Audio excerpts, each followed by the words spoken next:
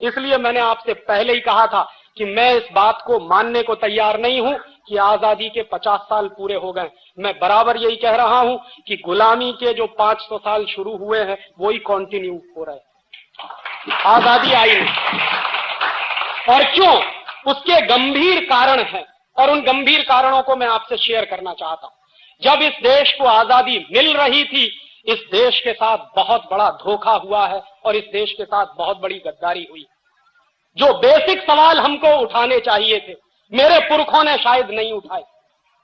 और क्यों नहीं उठाए, उसके बारे में हमको विश्लेषण कर लेना चाहिए। जो लोग इस देश की सत्ता की तरफ लपलपाती जीभ लेकर खड़े हुए थे, वो लोग कौन थे? पंडित जवाहरलाल नेहरू। कौन थे पंडित जवाहरलाल? हिंदुस्तान का सबसे अय्याश व्यक्ति, जिसको इस देश का पहला प्रधानमंत्री बनने का गौरव मिला, वो मेरे लिए दुर्भाग्य था। और वो आदमी इस हद तक अय्याश था कि एक औरत दो और उससे जो चाहो करवा लो। लॉर्ड माउंटबेटन ने अपनी बीवी का इस्तेमाल पंडित नेहरू के लिए किया। और ये बात अब एक ओपन सीक्रेट है।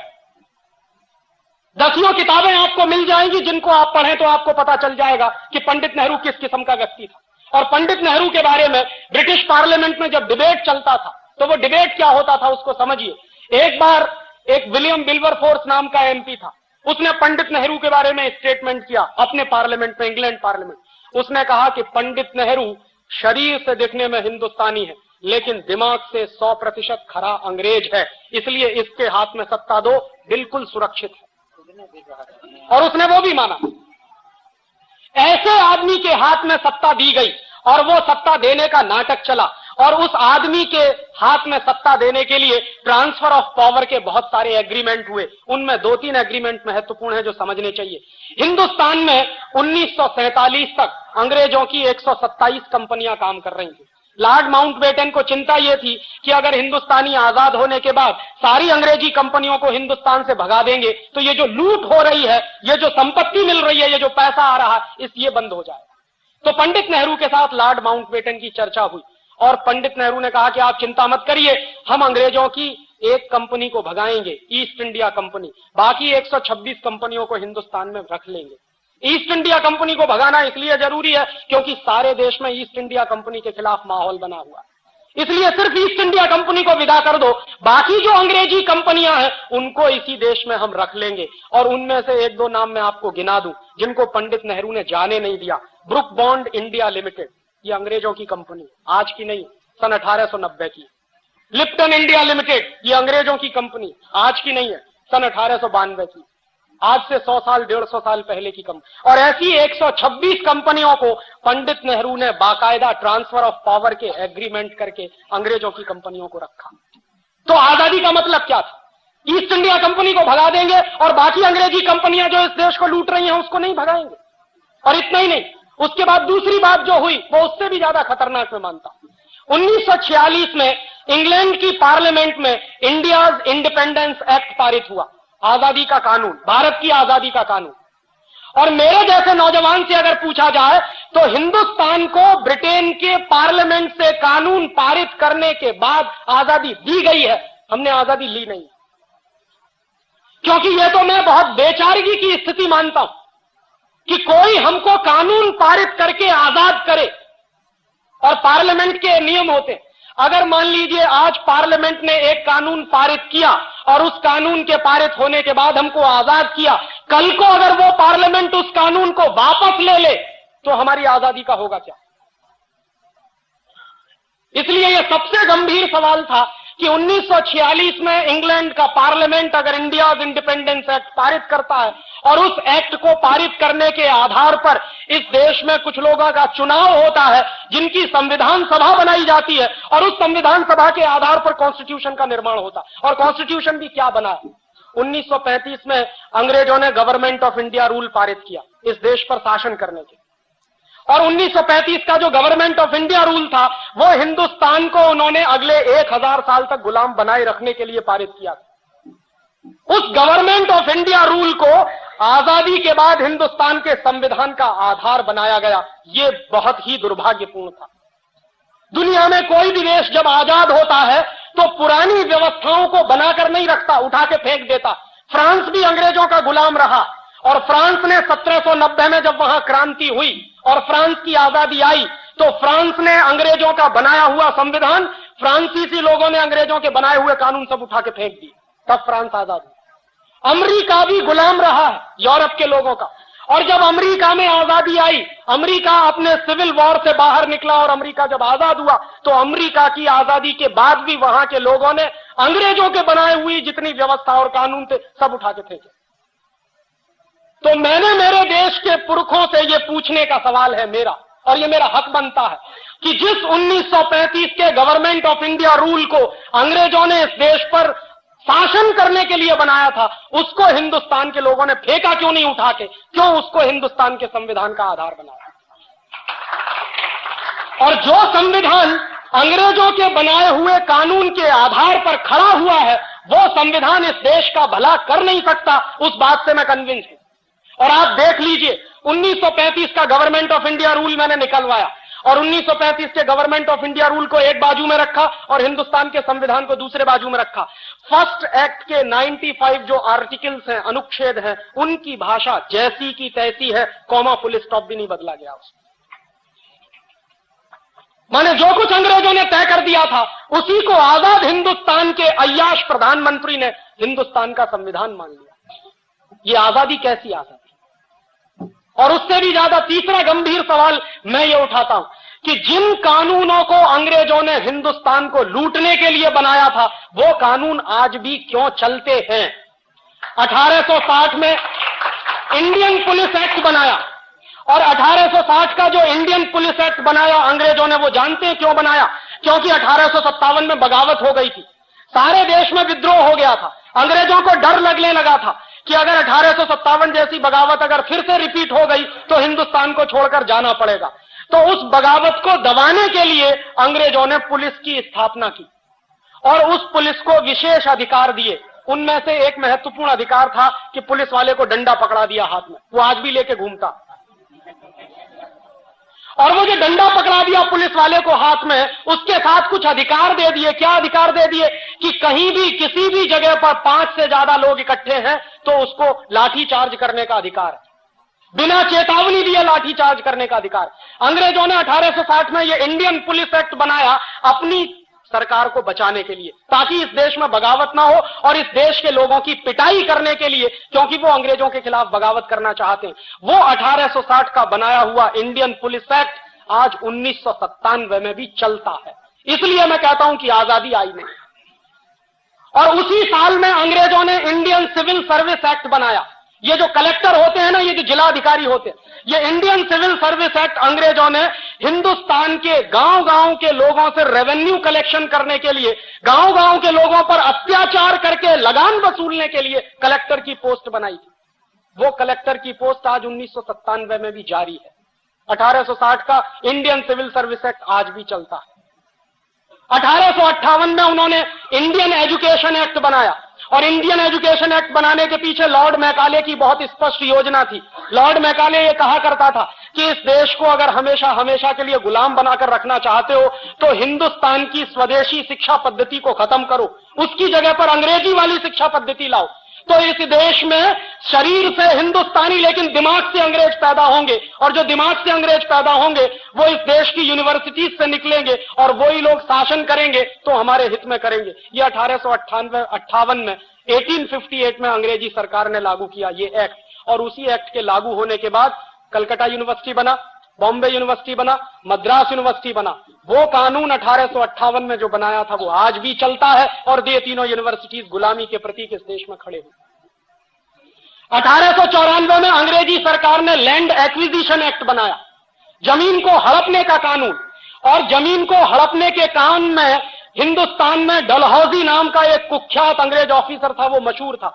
जहां जाता था, जिस राज्य में जाता था, उसी राज्य की जमीन हड़प लेता था। झांसी की स्टेट उसी ने हड़पी थी जिसके खिलाफ झांसी की रानी लक्ष्मीबाई की लड़ाई हुई थी। और झांसी की रानी लक्ष्मीबाई ने अंग्रेजों के खिलाफ जो लड़ाई लड़ी अपने स्टेट को बचाने के लिए, उस झांसी की रानी लक्ष्मीबाई को मरवाने का काम जानते हैं किन लोगों ने किया? ये खानदिया सिंधिया खानदान। और ये सिंधिया खानदान वही है जिसके सपूत माधवराव सिंधिया आज भी हीरे की अंगूठी लेके हिंदुस्तान के मंत्री बनकर बैठते। ये वही लोग हैं जिन्होंने झांसी की रानी की हत्या करवाई थी अंग्रेजों के साथ साजिश कर। वो लोग आज भी इस देश को रूल करते हैं। वो गंदा खून जिसने अंग्रेजों की मदद से इस देश को बर्बाद करने में कसर नहीं छोड़ी, वही खून आज भी इस देश में मंत्री बनकर बैठता।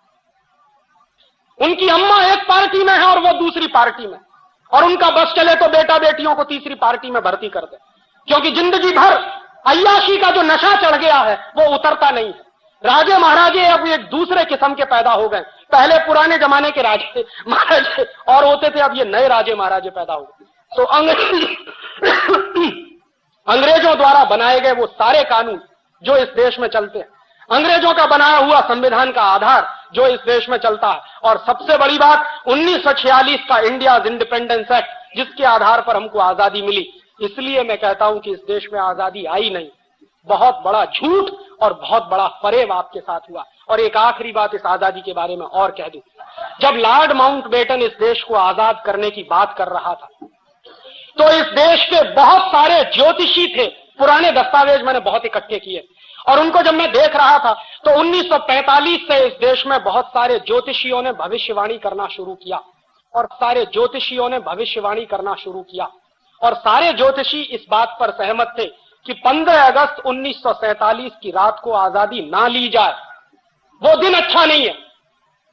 उनके अपने कुछ कैलकुलेशंस होंगे। ज्योतिष का शास्त्र है, ज्योतिष का विज्ञान है इस देश में, और बहुत विकसित विज्ञान है, मैं मानता हूं उसको। और इस देश के उस जमाने के सारे बड़े ज्योतिष शास्त्री कह रहे थे कि 15 अगस्त 1947 की रात को आजादी मत लीजिए। पंडित नेहरू से मना किया था, सरदार पटेल से मना किया था, लेकिन ये सत्ता के मोह में इतने अंधे थे कि जो कुछ अंग्रेज कह रहे हैं वही मानो। और उस जमाने में एक फ्रांसीसी लेखक था, उसका नाम था डोमिनिक लापियरे। उसने लॉर्ड माउंटबेटन से एक इंटरव्यू लिया। डोमिनिक लापियरे ने कई किताबें लिखी, उसमें एक किताब है फ्रीडम एट मिडनाइट, और ऐसी ही उसकी एक दूसरी किताब है the division of India and Lord Mountbatten. उसी दूसरी किताब में उसने लॉर्ड माउंटबेटन से जो इंटरव्यू लिया है वो छापा, और वो मैंने जब पढ़ा तो मेरा खून खौल गया। डोमिनिक लापियरे ने सवाल किया लॉर्ड माउंटबेटन से कि आप हिंदुस्तान को 15 अगस्त 1947 की रात के 12 बजे आजाद क्यों करना चाहते हो? ये काम तो दिन में करने के, आजादी लेने और देने के काम तो दिन में होते हैं, रात के 12 बजे तो दुनिया में सबसे ज्यादा कुकर्म होते हैं, आप ये क्यों करना चाहते हो? तो लॉर्ड माउंटबेटन का जवाब जानते हैं क्या था? लॉर्ड माउंटबेटन ने जवाब दिया है उस इंटरव्यू में कि मैंने जानबूझकर 15 अगस्त 1947 की रात को 12 बजे इस देश को आजाद करने का फैसला किया। क्यों? क्योंकि मैंने सारे ज्योतिषियों से पता किया है कि 15 अगस्त 1947 का दिन इस देश के लिए बहुत ही दुर्भाग्य का दिन है, और अगर उस दिन इस देश को आजाद किया जाए तो ये देश एक रह नहीं सकता, ये बटेगा, खंड खंड बटेगा। देश को आजाद किया जाए तो ये देश एक रह नहीं सकता, ये बटेगा, खंड खंड बटेगा। तो इसलिए मैंने इस देश को 15 अगस्त 1947 की रात को ही 12 बजे आजाद करने का फैसला किया है, क्योंकि सारे बड़े ज्योतिषी ये कह रहे हैं कि ये देश खंड खंड टूटेगा, एक नहीं रहेगा अगर इस दिन इस देश को आजादी मिले। एक बात, और दूसरी बात उससे भी ज्यादा महत्वपूर्ण उसने कही। उसने कहा कि 15 अगस्त 1945 अंग्रेजों के लिए विश्व विजय का दिवस है। क्यों? क्योंकि 15 अगस्त 1945 को जापान की आर्मी ने अंग्रेजों के सामने सरेंडर किया था। क्यों किया था? जापान के ऊपर 2 एटम बम गिराए थे, 6 अगस्त और 9 अगस्त को, हिरोशिमा और नागासाकी। उसके बाद जापान ने सरेंडर कर दिया था सेकेंड वर्ल्ड वॉर में, और वो सरेंडर जो हुआ था वो इंग्लैंड की आर्मी के सामने हुआ था। तो लॉर्ड माउंटबेटन ने कहा कि 15 अगस्त 1945 को जापान के सैनिकों ने हमारे सामने सरेंडर किया है, वो हमारा विश्व विजय का दिवस है, इसलिए हम 15 अगस्त 1947 को ही आजाद करेंगे। और इस बात को पंडित नेहरू जानते थे, सरदार पटेल भी जानते थे, बहुत लोग जानते थे कि 15 अगस्त 1947 की रात को 12 बजे आजादी लेना इस देश के ज्योतिष शास्त्र के सारे कानूनों के खिलाफ है। और बहुत सारे ज्योतिषियों ने यह भविष्यवाणी कर दी थी कि आप आजादी लेोगे और 1-2 साल के बाद यह देश टूट जाएगा, और वो टूटा, पाकिस्तान अलग हुआ, वही हुआ। और आगे भी उन्होंने यही अभिशाप दिया कि यह देश आगे भी खंड खंड टूट सकता है, और उसकी तैयारी चल रही है। कश्मीर अलग हो जाए, पंजाब अलग हो जाए, आसाम अलग हो जाए, नागालैंड अलग हो जाए, त्रिपुरा अलग हो जाए, झारखंड अलग हो जाए, ये सारे आंदोलन इस देश में चल रहे हैं और सभी आंदोलनों को अमेरिका और यूरोप से भरपूर हथियार मिलते हैं, पैसा भी मिलता है। और मैं जानता हूं ऐसे लोगों को जो इस देश में करोड़ों करोड़ों रुपए का फॉरेन फंड आता है, करोड़ों करोड़ों रुपए की AK-47 राइफल आती है वाया पाकिस्तान या वाया चीन के बॉर्डर से, ये तिब्बत के इलाके में हमारे देश में घुसाई जाती है और उन्हीं हथियारों से लेकर इसी देश के कुछ नौजवान जिनको बरगलाया गया है वो इस देश को खंड खंड बांटने का आंदोलन कर रहे हैं। आपको मालूम है नागालैंड हिंदुस्तान से अलग होना चाहता। आप नागालैंड में जाइए, वो इस देश का पहला ऐसा प्रदेश है जिसने घोषित किया है कि हमारी राज्य भाषा अंग्रेजी है। भारत के संविधान में कहीं नहीं, ये नागालैंड में चलता है। और नागालैंड में मैं गया पिछले साल, तो पिछले साल जब मैं दीमापुर जा रहा था, कोहिमा से दीमापुर, तो रास्ते में मुझको रोक दिया और रोकने के बाद पुलिस वाले ने कहा कि आपके पास वीजा है। तो मेरे अंदर से पहले कपकपी सी छूटी, मैंने कहा वीजा मांग रहे हो?